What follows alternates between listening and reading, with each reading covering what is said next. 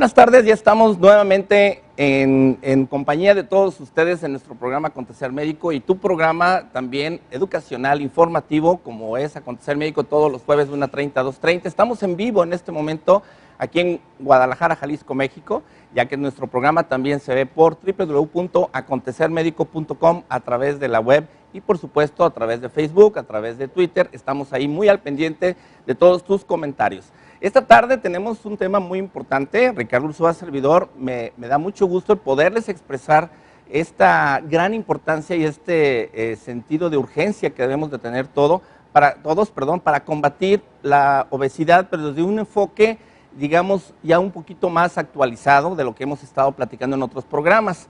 Algo es indudable, que todos estamos preocupados, no nada más ya por la imagen. Esta tarde van a ver cómo ya no es solamente esto, sino que estamos comprando riesgos si no tomamos una acción inmediata todos, y en eso me incluyo yo. Bueno, todos necesitamos de energía. Sabemos que la energía nos va a hacer que nuestros órganos funcionen correctamente, que tengamos la energía para nuestras actividades diarias que requieren también de estar muy bien alimentados.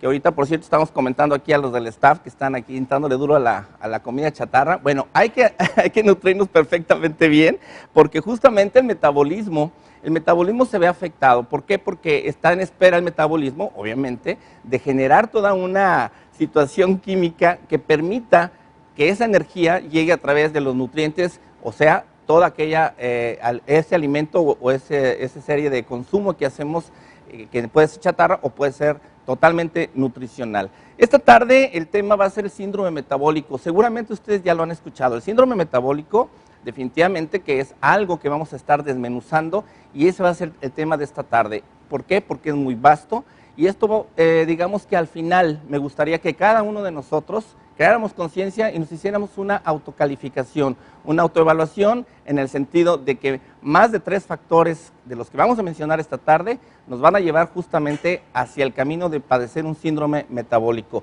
Y nadie mejor que el doctor Sergio Godínez, a quien le doy la más cordial bienvenida esta tarde, quien es jefe de la División de Medicina Interna del antiguo Hospital Civil Fray Antonio Alcalde y que al mismo tiempo es uno de los promotores en el sentido de que el manejo integral de la obesidad se debe ya llevar más desde el punto de vista metabólico que únicamente endocrino.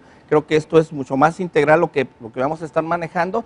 Y bueno, pues primero que nada, bienvenido doctor, un honor tenerte por aquí. Muchas gracias Ricardo y muchas gracias por la invitación, la oportunidad de platicar con la gente en relación a enfermedades que son cada vez más importantes. Claro, y ya ves que en algunas ocasiones que nos hemos visto en alguna conferencia de prensa o en algún tipo de presentaciones, lo habíamos platicado brevemente de cómo ya este año habría que empezar a desmenuzar lo que es el síndrome metabólico para que se tenga un panorama mucho más amplio, mucho más a profundidad de lo que nos está afectando como personas, como Estado, como país, la cuestión de la obesidad.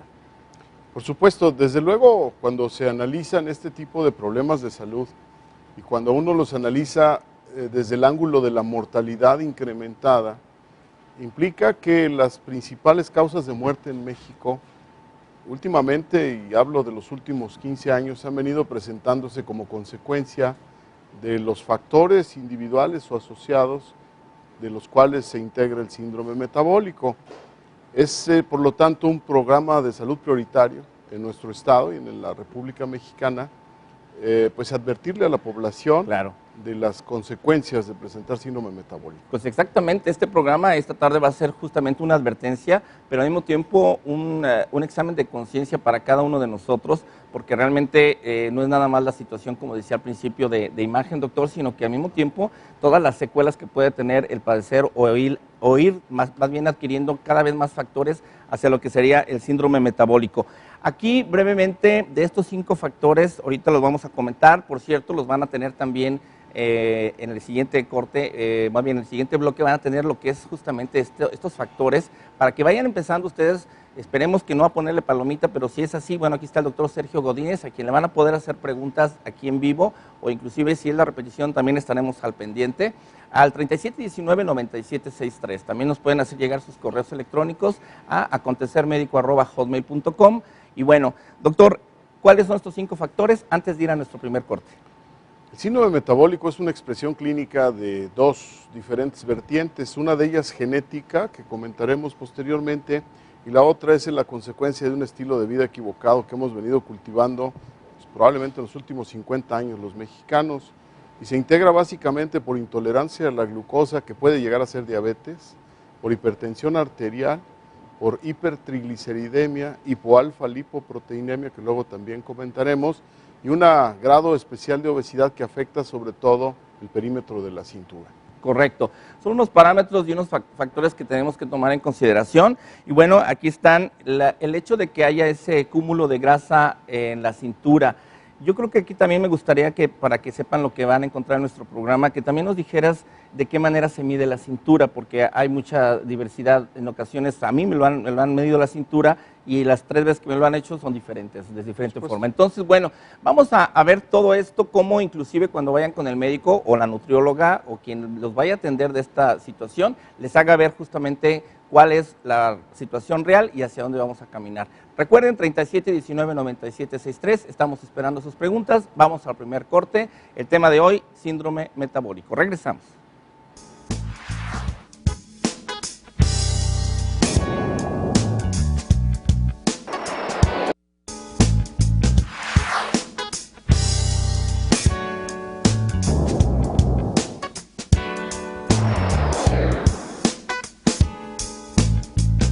Bien, pues estamos de regreso. Les comento yo que esta tarde tenemos el tema del síndrome metabólico. ¿Qué es el metabolismo? El metabolismo ya lo hemos visto que cuando nosotros tenemos la ingesta de algún alimento, todo lo que es el aparato digestivo va a tener cierta situación química para hacer el desdoblamiento de proteínas, grasas, carbohidratos, en fin. Esto lo que va a ocasionar es que justamente se va a hacer ese tipo de concentración. Todos los nutrientes son importantes para el organismo. Sin embargo, cuando el metabolismo empieza a fallar, entonces ese laboratorio químico empieza a fallar y obviamente empieza a acumular algunas cosas o no las empieza a utilizar nuestro organismo. En fin, se hace todo un desequilibrio bioquímico que obviamente esta tarde tenemos aquí al doctor Sergio Godínez, quien es director de la división jefe de la División de Medicina Interna del antiguo Hospital Civil Fray Antonio Alcalde, endocrinólogo de profesión. Y bueno, doctor, pues además de nuevamente agradecerte que estés esta tarde con nosotros, en el caso del endocrinólogo, como un comentario, a mí a veces pienso como que en los últimos años, los últimos 20, 30 años, como que se ha llevado una cierta rutina de simplemente irse mucho a la situación de controlar diabetes, glucosa, pero no una situación de ver todos estos factores. Entonces es una opinión que me gustaría que también hoy dijeras si es una nueva corriente, lo de la cuestión de las enfermedades metabólicas, sé inclusive que eres o fuiste presidente de la Asociación Mexicana de Enfermedades Metabólicas, en fin, que nos tumbes esta venda y cómo está al día de hoy la actualidad o la actualización en el tratamiento de estas enfermedades metabólicas. Así que, doctor, pues adelante. ¿Cómo no? Efectivamente, existen una serie de conceptos equivocados que se manejan como consecuencia de enfermedades que empiezan a aparecer en el mapa de la medicina. El síndrome metabólico, si bien ya había sido estudiado por Gregorio Marañón en España en los 30s, se acepta como entidad médica apenas en los 80s. Okay. De tal manera que no es una enfermedad que tengamos mucho tiempo de conocer, pero cada día la conocemos mejor porque tenemos mejores instrumentos para conocimiento en este momento. El primero de los mitos, y vale la pena me parece a mí señalarlo, es el de la obesidad adquirida por comer de manera equivocada y la idea de considerar la obesidad también como un trastorno nutricional puro. Ni es adquirido de manera equivocada por nutrición, ni tampoco es un trastorno nutricional puro. Existen suficientes estudios a estas alturas para considerar que el sustrato fisiopatológico de la obesidad es genético fundamentalmente. O sea que ya traemos un cierto chip ahí que ya nos va a dar una predisposición a ser obesos. Definitivamente. Y esto explicaría, por ejemplo, el caso de personas que sin cambiar mucho sus rutinas de alimentación, con el tiempo y con la edad y con la disminución de la actividad empiezan a subir de peso. Exacto. Pero se confrontan con otras personas en la misma circunstancia que no suben de peso. Ajá. Entonces, esto no se puede explicar si no es a través de bases genéticas y moleculares. Correcto. Este punto, y sí me gustaría comentarlo, bueno, aquí estamos haciendo el desglose de lo que es justamente el síndrome metabólico que hablábamos hace un rato, doctor, Pero fíjate que hablando de este punto, yo creo que sería la respuesta, porque platico pues, con muchas personas, me dicen, oye, yo realmente como muy poco y estoy gordo. Realmente me he puesto a dieta, no logro bajar de peso. Me han dado cualquier cantidad de dietas, hasta le entran a los famosos medicamentos milagro, que es pura charlatanería, por supuesto que tampoco bajan. Pero entonces lo interesante del asunto entonces es que si hay una persona que genéticamente ya tiene esta predisposición, quiere decir que lo primero que se tiene que hacer es justamente ver si hay esa predisposición. Ahora, ¿cómo romperla? Aquí lo primero que necesitamos hacer es identificar al obeso antes de que sea obeso. Ok, la y prevención. Existen ya documentos suficientes para considerar que el sustrato que se llama resistencia a la insulina se heredó y se manifiesta bioquímicamente, no clínicamente, antes de que el sujeto empiece a ganar peso. Okay. Ahora, ¿por qué hablamos de la obesidad en primer lugar? Porque la obesidad es la imagen clínica que se presenta primero, antes que todos el resto de los factores. Empieza el individuo a aumentar el perímetro de la cintura y luego empiezan a suceder el resto de las cosas.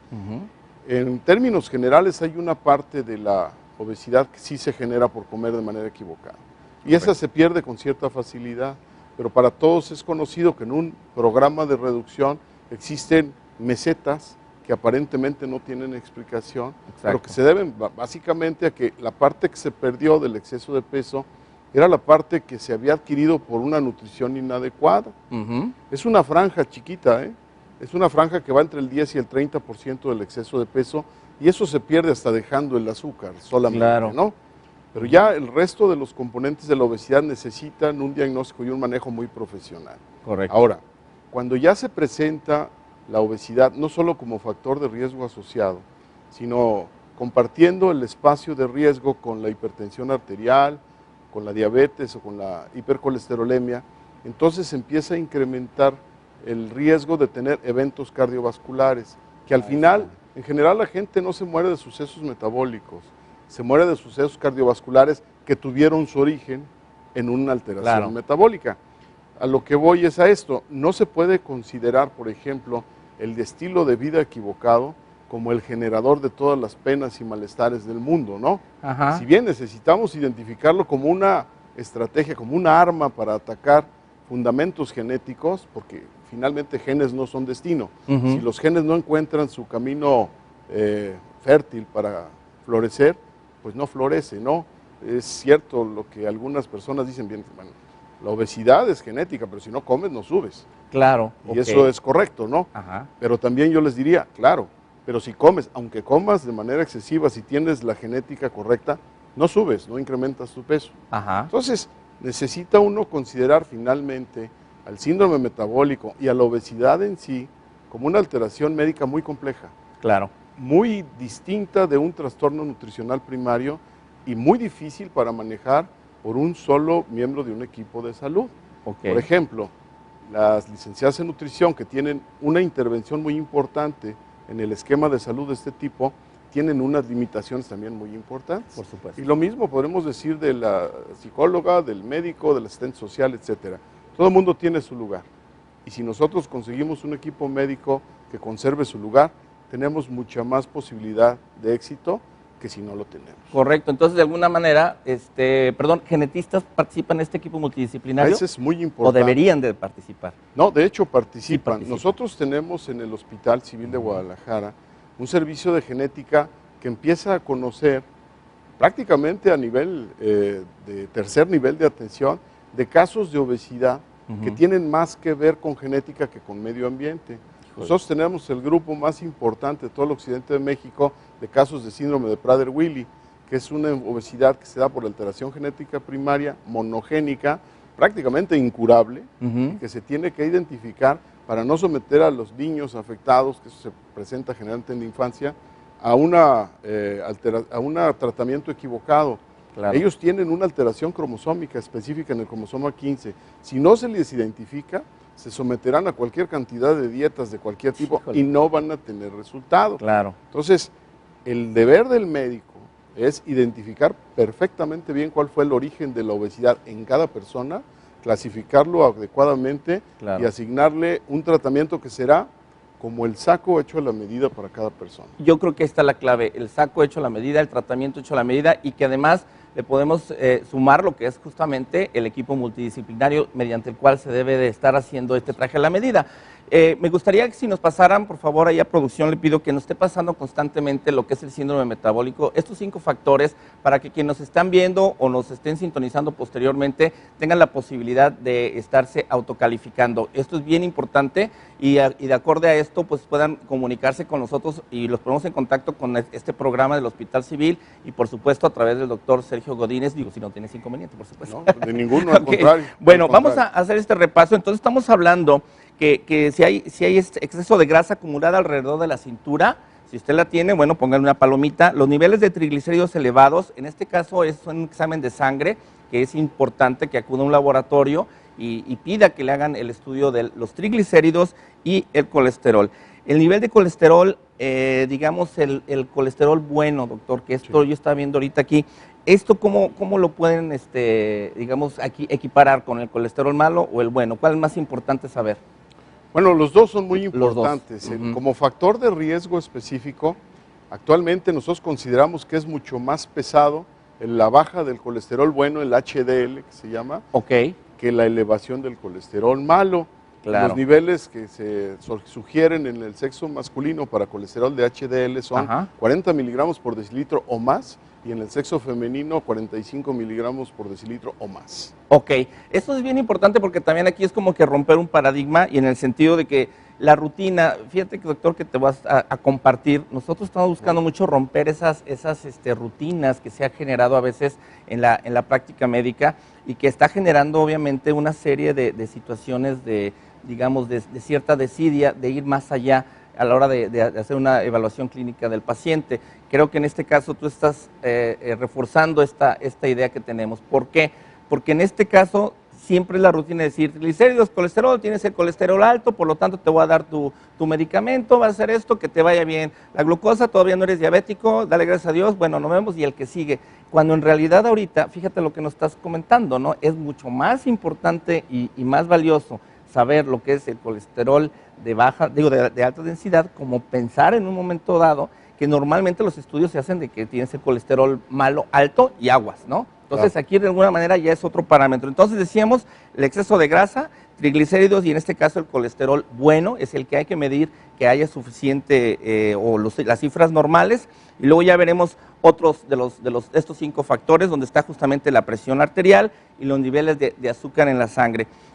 Hablando ya un poco el orden, ¿cómo, te decía yo, cómo poder decirle, oiga, usted me está midiendo mal la cintura o me está midiendo bien la cintura? Porque unos te dicen, uy, no, hombre, estás súper obeso, y otros dicen, no, fíjate que no tanto, y es mi misma cintura. Entonces, ¿dónde se tiene que medir y cómo medir la cintura? Ese es un asunto muy importante antes de pasar de la obesidad a otra cosa, porque en la gente sana, la que todavía no tiene expresiones patológicas evidentes, claro, la obesidad es lo primero que se presenta. Por supuesto. Y en ese tipo de pacientes que estamos analizando, la obesidad abdominal, que representa muy bien el contenido de grasa visceral, que es la grasa más venenosa que tenemos, ¿no? Okay. Entonces, la medición de la cintura se lleva a cabo exactamente en la línea media cuando se toman en cuenta la cresta ilíaca superior y el borde inferior de las costillas, no la cicatriz del ombligo. Ok. Se hace una medición. Vamos a hacer rápidamente antes de salir el corte. ¿Por qué no me dices dónde yo me paro? Sí, ¿cómo no? Me toman, Claro, por favor. Sí. Me paro. Haz de cuenta que tú me vas a medir la sí, cintura. ¿Cómo me lo vas a medir? Aquí tenemos el borde de la cresta ilíaca. Ok.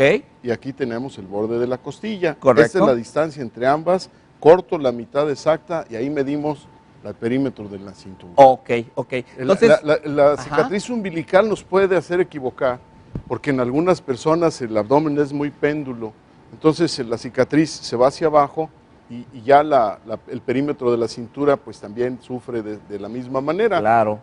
Lo correcto es hacer lo que acabamos de comentar. Perfecto. Y el nivel que nosotros estamos sugiriendo para ambos sexos es de 90 centímetros como medición máxima. Para ambos sexos. Para ambos sexos. Porque luego le dan como un descuentito aquí a la mujer de que, bueno, si tienes 108 pasas, ¿no? Hay una sugerencia basada en muchos artículos también epidemiológicos que dice el varón hasta 102 centímetros y la mujer hasta 88. Okay. Pero la recomendación por la norma oficial mexicana es 90 centímetros para ambos sexos. Parejo. Si tenemos 91, tenemos que bajar a menos de 90 Claro. en los dos sexos. Claro, y de esa manera correcto. saldríamos de ese factor de riesgo. Ok, y ya tocamos el primero y vamos al corte. Recuerden que tenemos nuestro teléfono 3719-9763.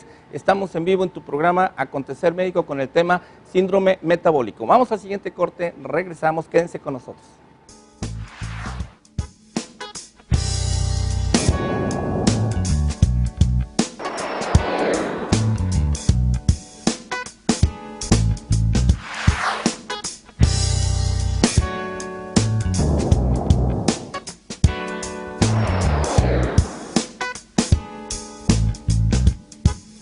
Bien, pues hemos estado tocando el tema del síndrome metabólico y en el caso de los factores, nuevamente, porque creo que para todos es muy importante, ya inclusive ahorita han empezado a llamar con algunas dudas, les vamos nuevamente a poner esos factores para que nuevamente, si nos acaban de sintonizar o bien quisieran esto compartirlo con alguna persona, llámenle y digan, ¿sabes qué? Aquí hay una calificación, hay 5 factores, califícate, y si hay alguno de estos, que se ponga en contacto con nosotros al 3719-9763 y con todo gusto lo vamos a orientar, lo vamos a derivar con el médico que está calificado en lo privado o inclusive si no tiene recursos, por supuesto que también a través del doctor Sergio Godínez, quien es el jefe de la División de Medicina Interna del Antiguo Hospital Civil de Guadalajara, vamos también a pedirles pues el apoyo para todos ustedes si tienen algún tipo de situaciones. Recuerden entonces que estos 5 factores del síndrome metabólico son el exceso de grasa acumulada, que ya ahorita vimos gráficamente cómo es como nos deben de medir la cintura. Esto es muy importante también para los profesionales de la salud.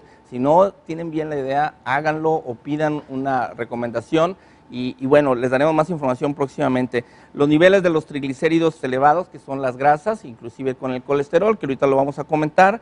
El nivel de colesterol bueno, que eso es un punto importante que ya rompe el paradigma anterior, que hay que ver cómo podemos y cuáles son las cifras, cómo podemos detectar y cuáles son las cifras en las cuales debe estar el colesterol bueno, la presión arterial, si son hipertensos o tienen la presión alta, aguas, y los niveles de azúcar, que también ahorita vamos a comentar sobre esto. Bueno, pues continuando, doctor Godínez, entonces hablábamos acerca de esto, ya vimos lo que es el exceso de grasa acumulada alrededor de la cintura, cómo se debe de tomar esta medida, pero también los triglicéridos, entonces, esos no hay cambio. Los triglicéridos son grasas que no deben estar en cifras altas y al mismo tiempo el colesterol malo, digamos, ¿no? Sí. En relación a los triglicéridos, es la forma como nosotros adquirimos de la comida las grasas en su mayor parte. En realidad, niveles de colesterol tienen muy poquita la comida. En ese sentido, y hay otro paradigma, en el sentido de que los triglicéridos elevados son porque comiste mucha grasa. Sí. En realidad los triglicéridos se elevan porque el sistema que depura las grasas en el interior de nuestro organismo está fallando. Okay. De tal manera Perfecto. que un organismo que funciona de manera correcta puede metabolizar adecuadamente casi cualquier cantidad de grasa. Ajá. En este caso de los triglicéridos, tienen la capacidad de convertirse en otras moléculas que se llaman kilomicrones y que también son depuradas por la misma enzima que se llama lipoproteína lipasa. Esta proteína, pues cuando se vuelve perezosa o actúa de manera deficiente, es la que eleva los niveles de triglicéridos en plasma. Los triglicéridos por sí mismos tienen mucha controversia como factores que provoquen aterosclerosis por sí mismos. Sin embargo, sí son factores de riesgo para evento cardiovascular y hay una serie de estudios que lo confirman. El más famoso de ellos es el estudio que se llevó a cabo en la ciudad de Helsinki, en Finlandia. Ahora, los niveles normales de triglicéridos que nosotros deberíamos de conservar son de 150 miligramos por decilitro en ambos sexos. En ambos sexos. Ya también, cuando se pasa de 150 hay que hacer algo al respecto. Y lo que sí es importante es que niveles moderadamente elevados de triglicéridos sí pueden responder a maniobra nutricional. Perfecto. Contra lo que sucede a veces con el colesterol. Correcto. Pero cuando no ya reaccionan a maniobra nutricional, sí hay que medicar. Y los medicamentos para regular los triglicéridos son para siempre. Ya. Por lo tanto, tiene que ser una indicación muy precisa, muy puntual. Sí, porque más es una rentita, ¿no?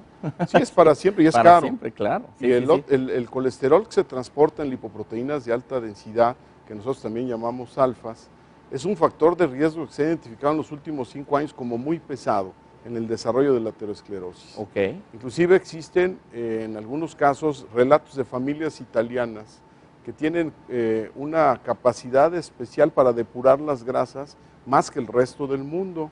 Y se ha ubicado eso en unas proteínas de alta densidad especialmente eficientes. Okay. Para allá está investigando ahorita la medicina. Okay. Y les quiero decir, Qué como padre. comercial también, Sí, claro. si lo quieren aceptar, que el Hospital Civil de Guadalajara está llevando a cabo todo el tiempo investigación clínica en relación a grasa humana, siempre.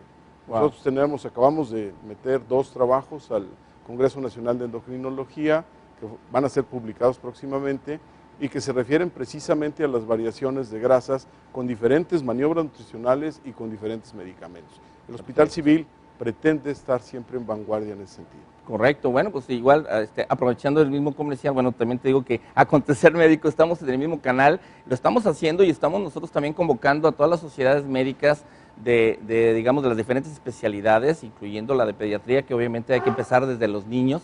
Y pues obviamente también el caso de que Acontecer Médico estamos buscando esta sinergia con cualquiera que tenga algún proyecto que nos pueda dar una luz y una solución para poder combatir la obesidad desde una forma integral, que bueno, es parte del objetivo de esta tarde, estar platicando contigo, doctor, de estar siempre en contacto y contando con el agradecimiento y el apoyo de los hospitales civiles, por supuesto de los investigadores de la Universidad de Guadalajara, y estamos pendientes todavía con los del Centro Médico Nacional de Occidente del Instituto Mexicano del Seguro Social, con quienes también queremos que se integren y se unan a esta gran campaña y cruzada en contra de la obesidad, primeramente aquí en nuestro estado, para luego llevarlo al resto del país. Bueno, entonces siguiendo con ello, el colesterol malo va de la mano con los triglicéridos, ya lo comentamos, para el colesterol malo hay medicamentos, para los triglicéridos pueden responder con un esquema nutricional.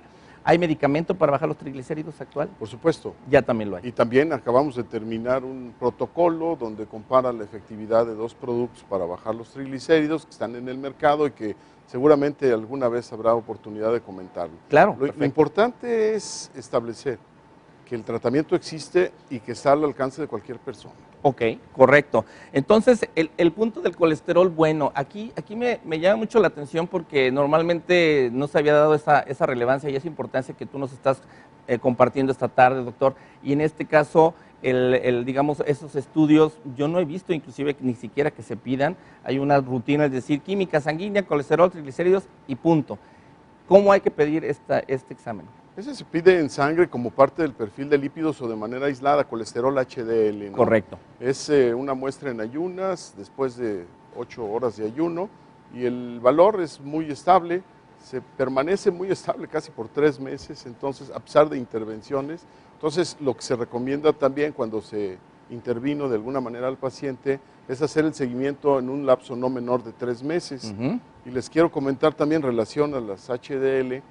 La proteína que les comentaba se llama ApoA1 Milano. Vale la pena consultar la red para que vean ustedes la maravilla que es la ApoA1 Milano, que la tiene esa familia italiana de manera natural, pero que estamos nosotros intentando que se utilice, porque la manera sintética de la proteína se ha utilizado en conejos que tienen aterosclerosis y es exactamente como si uno pusiera, no sé, un destapacaños, empieza a limpiar las arterias de una manera impresionante, ¿verdad? Ajá. Y se está investigando para ver qué efectos secundarios también puede tener en los humanos. No podemos inmediatamente transportar el experimento, pero claro, la esperanza de conseguir limpiar las arterias existe. No, estaría excelente, excelente. Bueno, entonces vamos ahora a otro punto, así nada más brevemente y antes de salir al corte. Si entramos en síndrome metabólico, nos acercamos a qué complicación, doctor, así nada más rápidamente. Cuando entramos a la hipertensión arterial también, que tendríamos que analizarla de manera precisa. Correcto, y recuerden que a veces dicen, a mí no me va a pasar, o simplemente de algo nos hemos de morir. Lo interesante del asunto es que un accidente cardiovascular cerebral, por ejemplo, nos puede dejar paralizados, nos puede dejar con una situación de vegetal, y esto creo que no es justo ni para nosotros y por supuesto que tampoco para nuestras familias. Vamos al corte, regresamos.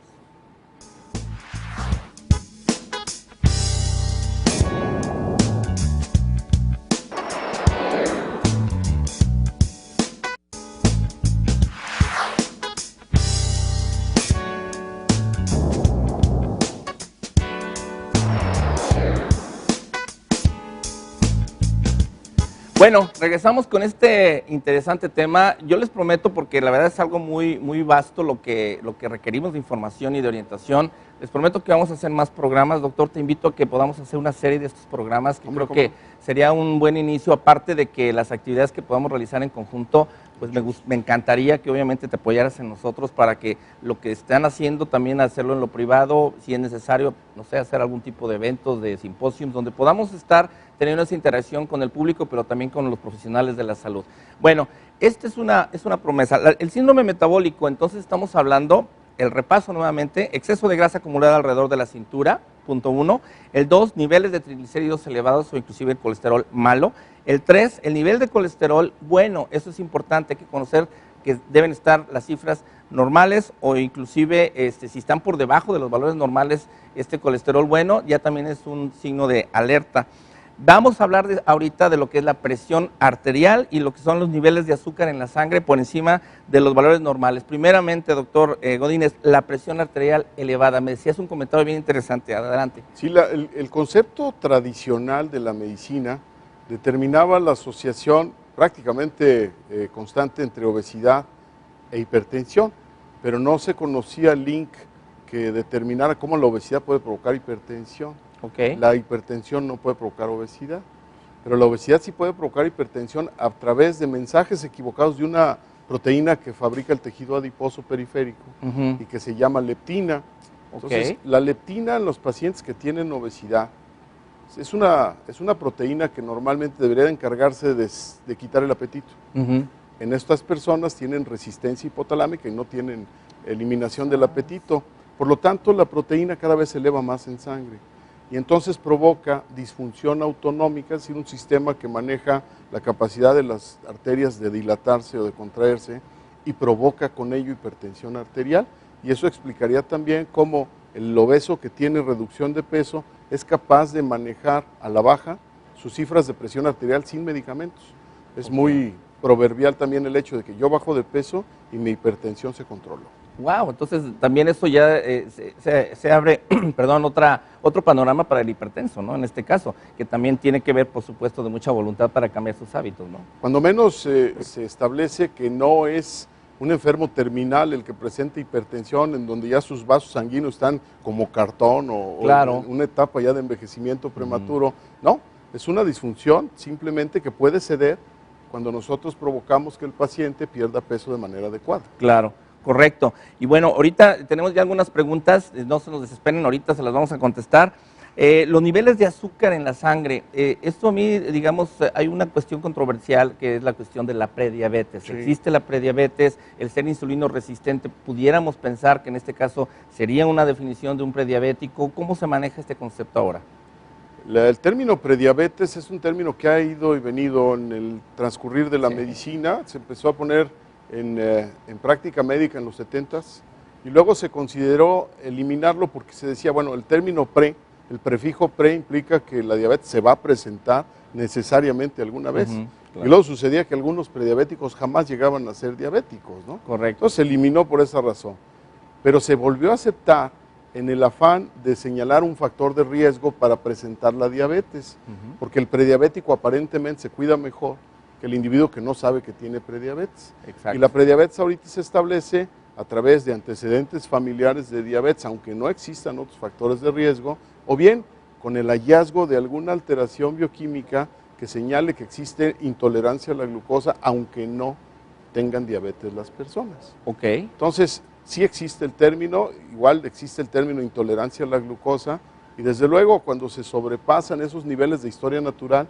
pues ya se presenta la enfermedad. Correcto, perfecto. Bien, entonces aquí ya tenemos los 5 factores y me los voy a poner para hacer ya una última recapitulación de esto. El exceso de la grasa acumulada alrededor de la cintura, más lo que son los niveles de triglicéridos elevados o el colesterol malo, baja en los niveles o los valores normales del colesterol bueno, la presión arterial elevada, que es lo que estamos ahorita viendo cómo todo está interrelacionado, y por supuesto los niveles de azúcar, que en este caso curiosamente, la suma de todo esto, la resultante era decir, no, un nutriólogo, ponte a dieta, hacer ejercicio y se acabó. En realidad nos estás abriendo un panorama en cada uno de los factores, que hay muchísimo que hacer en cada factor.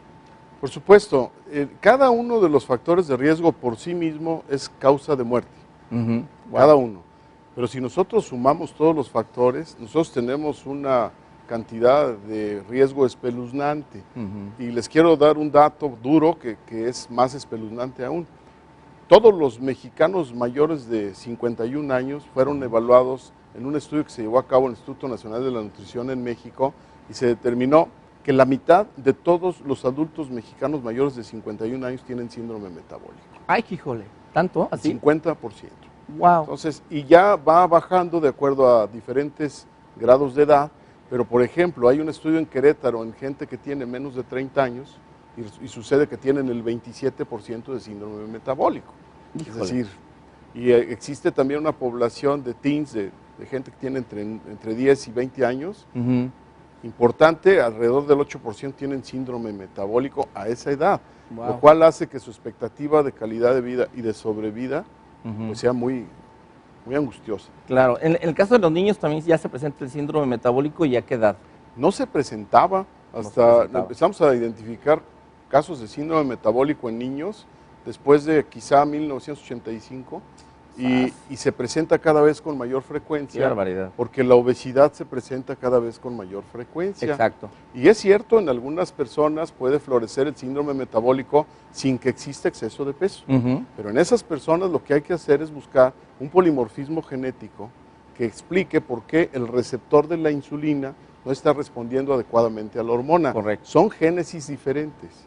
Ese tipo de resistencia a la insulina, por supuesto que existe, pero es un asunto puramente genético y no es un asunto que mezcle, como en este caso que estamos comentando, lo genético con lo ambiental. Exactamente. Híjole, qué interesante. Ahora esta máxima de que hay enfermos, no enfermedades, ahora más que nunca la estamos ahorita corroborando, la estamos confirmando a lo más. Hay algunas preguntas ahí que tenemos del público. Si quieres, doctor, contestar alguna de ellas. Sí, precisamente el señor Robles Godínez, que es a lo mejor hasta mi pariente, tiene síndrome metabólico, pero no tiene obesidad y sí se puede presentar. Correcto. Yo en ese caso del señor sí le recomendaría acudir rápidamente con el endocrinólogo, que es el que va a ser capaz de identificar cuál es su problema de base. Exacto. Como yo decía, quizá tenga alguna alteración genética primaria en donde no necesitó el sustrato ambiental para hacer florecer el resto de las manifestaciones del síndrome metabólico.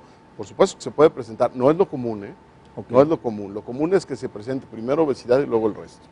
Y la otra pregunta que nos hacen, es una señora que pesa 75 kilogramos, pero no nos puso estatura. Si tiene una estatura menor a 1,70, sí tiene exceso de peso y tendría la historia natural también de una intervención nutricional. Entre el 10 y el 30% del exceso de peso puede mejorar con nutrición exclusivamente. Y luego va a enfrentar una barrera, una meseta, en donde ya intervienen factores metabólicos que de no ser manejados por un médico experto, ya no le van a permitir bajar más allá. Para ella una cosa que la tiene que alentar es que existen evidencias en las cuales la reducción del 10% del peso original ya da un impacto en salud positivo. Ah, qué bien. Entonces, pues está eso ya interesante. Entonces quiere decir, entendemos que los 5 factores, no puedo por decir algo, yo tengo la presión alta, los niveles de azúcar en sangre no andan muy bien, y el colesterol no anda muy bien. O sea, definitivamente hay uno que es básico, que es la obesidad. O sea, lo que es la grasa, siempre en todo se presenta. O sea, digamos, ¿sería el inicio, sería el número 1? ¿En qué orden va, No, existen variantes fenotípicas que nosotros llamamos así, y esa es la razón por la cual la calificación del síndrome metabólico no requiere las 5 expresiones. Con 3 de las 5 se hace el diagnóstico, ¿no? Porque claro que puede haber pacientes con síndrome metabólico sin hipertensión, o sin obesidad, o sin diabetes, o sin dislipidemia. La prueba está entonces que hay personas que son delgadas, ¿no? Y sin embargo traen el colesterol, los triglicéridos altísimo, ¿no? Entonces quiere decir que hay alguna situación de lo que hemos estado platicando esta tarde. Pasando entonces ya al tratamiento integral, doctor, ¿cuál sería en este caso el tratamiento integral en base a lo que estamos hablando de estos nuevos factores y fundamentos de tratamiento? ¿Cuál es lo que recomienda los especialistas en enfermedades metabólicas como tú? Bien, nosotros necesitamos abordar el caso como un caso que tiene un origen común, el de la resistencia a la insulina. Entonces, la resistencia a la insulina se maneja de 2 maneras. Una de ellas es con cambios en el estilo de vida. Lo primero que tenemos que hacer es intentar bajar de peso los que tienen sobrepeso. Claro. llevar a cabo un poquito más de actividad física, los que tienen sobrepeso y los que no lo tienen también. Y aquí hay otra cosa también paradigmática, ¿no? El médico en general le recomienda, vaya y haga ejercicio. Pero existe una comunicación del año pasado de New England Journal of Medicine, en donde el ejercicio mal orientado y mal indicado es mucho más deleterio que benéfico. Ah, caray. Vaya y haga ejercicio, no. ¿Cuál? ¿Cuánto? ¿Dónde? ¿Cómo? Okay. ¿Quién lo debe de supervisar? ¿Y por cuánto tiempo? Porque de otra manera lo que estamos haciendo es provocar lesiones muy graves, Cierto. Inclusive incrementar el riesgo cardiovascular en lugar de disminuirlo. O sea, se infartan a la hora que salen a hacer ejercicio y habido quieren casos, desbocarse, ¿verdad? y vámonos, claro. Ha habido casos, pero es mucho más común la lesión de tobillo, la lesión de rodilla, la lesión de cadera. Por supuesto. Y finalmente no son recuperables en general. Si uno hace un ejercicio equivocado, sobre todo para la rodilla, y se la lesiona, va a tener lesión de rodilla para el resto de su vida. Híjole. Entonces necesita uno tener esa precaución. Claro. Okay. Entonces su rutina nutricional, su cambio en el estilo de vida en relación a la actividad física, muy orientado, muy bien orientado, y finalmente la utilización de medicamentos sean capaces de mejorar la sensibilidad a la insulina. Ok. Eso es básicamente los 3 puntos del tratamiento. Digamos el estilo de vida saludable, entonces en este caso el ejercicio, pero obviamente dosificado, indicado y controlado. En este caso puede ser o en un gimnasio o un licenciado en cultura física y deportes, o sea, un médico del deporte que en base a la estructura le diga, ese ejercicio lo puedes hacer, por ejemplo de contacto no lo hagas, en fin, porque vienen las lesiones que puede haber de esqueleto o músculo esqueléticas más bien. El punto de medicamentos, ¿hay medicamentos ahorita, digamos, ya más recientes que se apeguen ahora a esta nueva corriente de tratamiento? Sí, por supuesto. No podemos dejar de utilizar antihipertensivos y medicamentos que disminuyen el riesgo mientras nosotros obtenemos el objetivo final, que es disminuir la resistencia a la insulina. Claro. Pero existen básicamente medicamentos que pretenden sensibilizar al paciente para el efecto de su propia insulina. Inclusive existen medicamentos que son hasta inteligentes. Existen unos medicamentos que son agonistas de los PPAR gamma, que son unos receptores nucleares que se dedican a sensibilizar a la insulina y que en términos genéricos se llaman tiazolidinedionas. Pero el campeón de todos los medicamentos, eficacia, seguridad, especificidad, costo, beneficio, es el metformin. ¿Así? Ese es el campeón de todos, ¿no? Porque es barato y sí, caray. El único problema que tiene el metformin es que algunas personas, como con todos los medicamentos, no lo toleran adecuadamente, ¿no? Okay. Pero en las personas que toleran el metformin, se puede utilizar prácticamente sin riesgo y con resultados espectaculares, no solamente en términos de resistencia a la insulina, pueden perder peso con el puro metformin, mejora la presión arterial, y un dato que a lo mejor vale la pena señalar, en las niñas que todavía no tienen matrimonio, que están con alteraciones menstruales por el síndrome metabólico, recuperan su regularidad menstrual también cuando tenían irregularidad provocada por síndrome metabólico. No, pues está excelente, porque realmente aquí la situación era, eres diabético, tienes la glucosa alta, metformina, no tienes el azúcar alta, no te va a dar metformina, pero entonces quiere decir que tiene ya otras aplicaciones benéficas. Esto está interesantísimo, doctor. Bueno, los objetivos del tratamiento, entonces, ya para ir sobre la recta final del programa, ¿qué deben de contener esos objetivos? ¿Cómo fijarlos en un paciente o cómo fijarnos nosotros la parte que como pacientes debemos de aportar? Pues el objetivo primario es disminuir la resistencia a la insulina. Correcto. Y el objetivo secundario es disminuir cada uno de los factores de riesgo de manera separada. Si nosotros tenemos obesidad, sería el primero que abordaríamos a través de maniobras de nutrición y también, ¿por qué no?, auxiliares en la pérdida de peso, que existen también. Correcto. Medicamentos auxiliares. Y de esa forma ir trabajando el resto de los componentes del síndrome metabólico, antihipertensivos, hipolipemiantes, etc. Correcto. Existe un tipo de dislipidemia, esta que comentamos, que es reversible. ¿Ah, sí? El medicamento no tiene que ser adjudicado para siempre, pero eso ya es de otra charla, de otro... Sí, o sea, yo creo que de aquí vamos a sacar como 3 programas más, doctor, porque la verdad sí está bastante amplio todo esto, pero está muy ilustrador, muy ilustrativo todo lo que hemos estado platicando esta tarde. Me encantaría que nos dieran su opinión, qué más quisieran saber. Claro que de repente pueden escuchar muchos conceptos que pudiera ser que hasta se confundan un poco, pero no hay pierde. La verdad es que aquí en este caso lo que digamos podríamos decir como la buena noticia es que tenemos todavía mucho más esperanzas de poder combatir la obesidad de una manera profunda, de una manera integral, pero a través de, obviamente, cambiando también un esquema de tratamiento. Y en este sentido, doctor, no sé qué opinan los endocrinólogos, cómo se está manejando, se está haciendo ya algún tipo de consenso de modificar o de adecuar los tratamientos, doctor. Sí existe un consenso de síndrome metabólico en México, existe una norma oficial mexicana para cada uno de los factores de riesgo, pero lo más importante es esto, ¿no? Endocrinología y medicina interna ahorita están trabajando para el presente y para el futuro, a partir de las enseñanzas del pasado, de tal manera que nosotros creemos que vamos a ser capaces de limitar el fenómeno epidemiológico expansivo del síndrome metabólico en un plazo pues, de aproximadamente 10 años, Híjole. que no es mucho. No es mucho, pero de acuerdo sí a la historia de la humanidad, no es claro, mucho. no es mucho. El problema es que si no empezamos a trabajar ahorita, ya no Claro. van a ser 10, van a ser 20, 40, Ok. 80, porque esto se da de manera exponencial, no se da de manera aritmética. Claro. Esto es como la ley de Malthus, más o menos inversa, ¿no? Ok, no, pues está muy interesante. Antes de terminar el programa, doctor, tenemos aquí, por ejemplo, algunas preguntas. Laura Rivas nos hace la pregunta que ¿qué tanto llega a afectar a todo esto la tiroides? Bueno, la enfermedad tiroidea sí puede provocar algunas de las manifestaciones de síndrome metabólico, pero en realidad la participación de un hipotiroidismo en la generación es mínima, es muy poco común. Claro, en el caso de personas que dicen yo no bajo de peso, estoy obeso o obesa, seguramente estoy mal de la tiroides. ¿Es cierto eso? Pues en general no. No, correcto. En general no, pero sí merecen una valoración individualizada. También, perfecto. Bueno, y esto ya lo preguntamos. Sandra Magaña pregunta que si en los niños también se presenta el síndrome metabólico, pues. ya lo comentamos. Lorena Peña dice, ¿el estrés provoca el desarrollo del síndrome metabólico? No, el estrés por sí mismo no provoca desarrollo de síndrome metabólico, y ese es otro paradigma médico que habría que analizar también.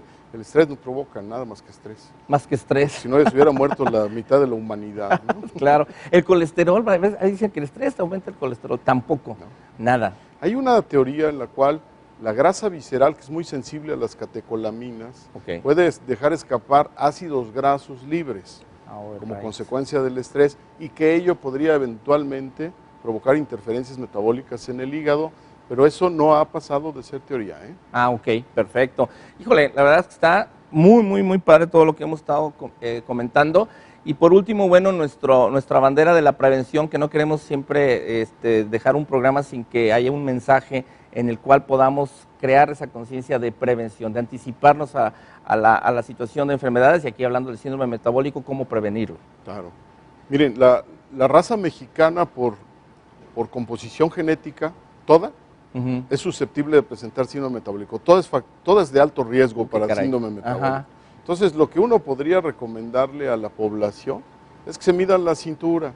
Correcto. Sí, igual no es para todos, habrá excepciones, pero si nosotros empezamos a tener una cintura que tenga más de 90 centímetros, necesitamos empezar a trabajar para tratar de disminuir cuando menos ese factor de riesgo, porque el resto de los factores de riesgo van a responder muy bien solo a esa maniobra. Entonces, el punto de que mientras estemos acinturaditos, ya estamos del otro lado prácticamente, ¿no? Claro. Ok, correcto. Entonces, doctor, aquí una última recomendación, ¿hacia dónde podemos dirigir a los pacientes que se pongan en contacto con nosotros? ¿Qué nos recomiendas hacer? El Hospital Civil de Guadalajara tiene la cobertura completa para la atención del síndrome metabólico y para cada uno de los componentes del síndrome. Perfecto. De tal manera que lo que yo les podría recomendar es acudir pues directamente a la división de medicina. Con mucho gusto yo los veo y los derivo al médico correcto, y tienen el teléfono del Hospital Civil 36 14 55 01 a la división de medicina para tener una atención pues individualizada y correcta. Perfecto. Bueno, excelente. También hemos estado mostrando el teléfono de tu consultorio, igual si nos quiere, se ponen en contacto con nosotros al 3719-9763, insisto, a través de nuestro correo electrónico acontecermedico@hotmail.com. Estamos en Facebook, nos pueden buscar como Acontecer Médico o @acontecermédico en Twitter. Yo creo que vale la pena que se pongan en contacto con nosotros, y créanme que los vamos a poner donde deben estar, el médico que los puede atender, porque aquí realmente en Acontecer Médico siempre van a encontrar al profesional de la salud que ustedes necesitan. Bueno, pues despedimos este programa. Doctor, muchísimas gracias por haber atendido nuestra invitación. Al contrario, muchas gracias por la oportunidad. Muy amable, Ricardo. Perfecto. Bueno, pues les prometemos de veras que vamos a seguir con estos programas, que estamos viendo que como lo hemos dicho en muchas ocasiones, doctor, yo lo he comentado, la obesidad es la madre de todas las enfermedades, ¿no? Actualmente. Y aquí, otra vez, se vuelve a confirmar. Bueno, pues Ricardo Ursúa, me despido de ustedes, no sin antes recomendarles que cuiden mucho su salud, que se pongan en contacto con nosotros en cualquier día de la semana, estamos a sus órdenes y vamos a darle seguimiento a cada uno de sus peticiones. Mientras tanto, pues por aquí nos vemos el próximo jueves, aquí los esperamos nuevamente puntualmente a la 1:30, próximo jueves de este febrero que ya estamos en este 2012. Muchísimas gracias y muy buenas tardes.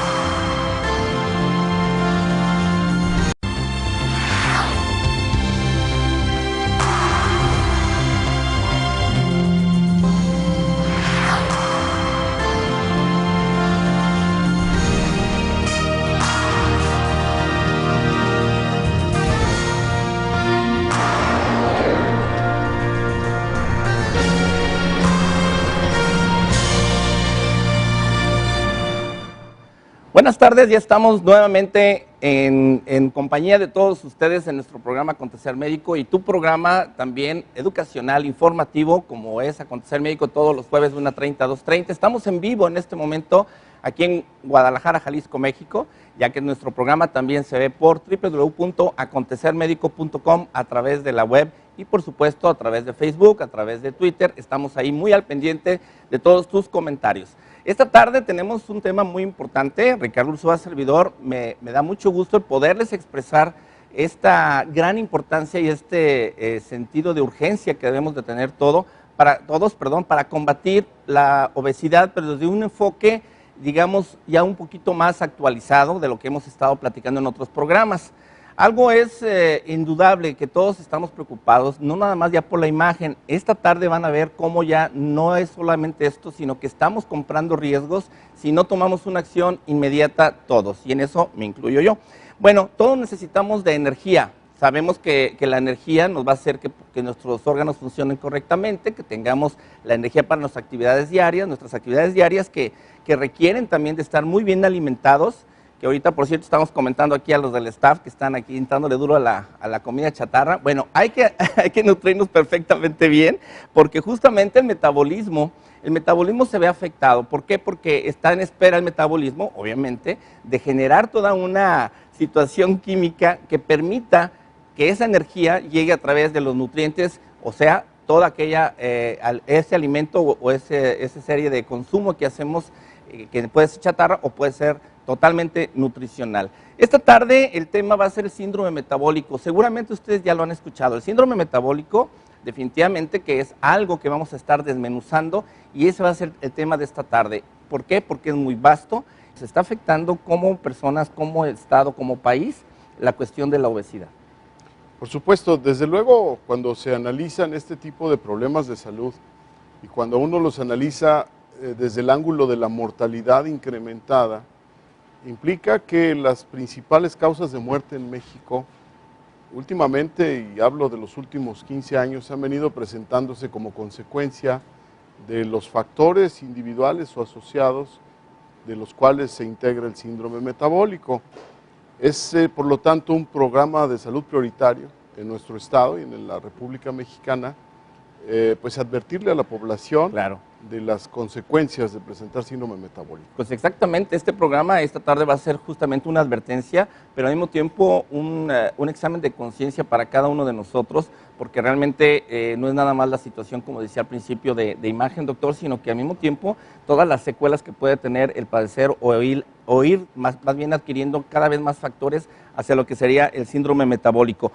Aquí brevemente de estos 5 factores, ahorita los vamos a comentar, por cierto, los van a tener también en el siguiente corte. Y esto, digamos que al final me gustaría que cada uno de nosotros creáramos conciencia y nos hiciéramos una autocalificación, una autoevaluación en el sentido de que más de 3 factores de los que vamos a mencionar esta tarde nos van a llevar justamente hacia el camino de padecer un síndrome metabólico. Y nadie mejor que el doctor Sergio Godínez, a quien le doy la más cordial bienvenida esta tarde, quien es jefe de la División de Medicina Interna del antiguo Hospital Civil Fray Antonio Alcalde y que al mismo tiempo es uno de los promotores en el sentido de que el manejo integral de la obesidad se debe ya llevar más desde el punto de vista metabólico que únicamente endocrino. Creo que esto es mucho más integral lo que vamos a estar manejando. Y bueno, pues primero que nada, bienvenido doctor, un honor tenerte por aquí. Muchas gracias Ricardo y muchas gracias por la invitación, la oportunidad de platicar con la gente en relación a enfermedades que son cada vez más importantes. Claro, y ya ves que en algunas ocasiones que nos hemos visto en alguna conferencia de prensa o en algún tipo de presentaciones, lo habíamos platicado brevemente de cómo ya este año habría que empezar a desmenuzar lo que es el síndrome metabólico para que se tenga un panorama mucho más amplio, mucho más a profundidad de lo que más bien en el siguiente bloque van a tener lo que es justamente estos factores, para que vayan empezando ustedes, esperemos que no a ponerle palomita, pero si es así, bueno, aquí está el doctor Sergio Godínez, a quien le van a poder hacer preguntas aquí en vivo, o inclusive si es la repetición también estaremos al pendiente, al 3719-9763. También nos pueden hacer llegar sus correos electrónicos a acontecermedico@hotmail.com. Y bueno, doctor, ¿cuáles son estos 5 factores antes de ir a nuestro primer corte? El síndrome metabólico es una expresión clínica de 2 diferentes vertientes, una de ellas genética, que comentaremos posteriormente, y la otra es la consecuencia de un estilo de vida equivocado que hemos venido cultivando probablemente en los últimos 50 años los mexicanos, y se integra básicamente por intolerancia a la glucosa, que puede llegar a ser diabetes, por hipertensión arterial, por hipertrigliceridemia, hipoalfa-lipoproteinemia, que luego también comentaremos, y un grado especial de obesidad que afecta sobre todo el perímetro de la cintura. Correcto, son unos parámetros y unos factores que tenemos que tomar en consideración. Y bueno, aquí están el hecho de que haya ese cúmulo de grasa en la cintura. Yo creo que aquí también me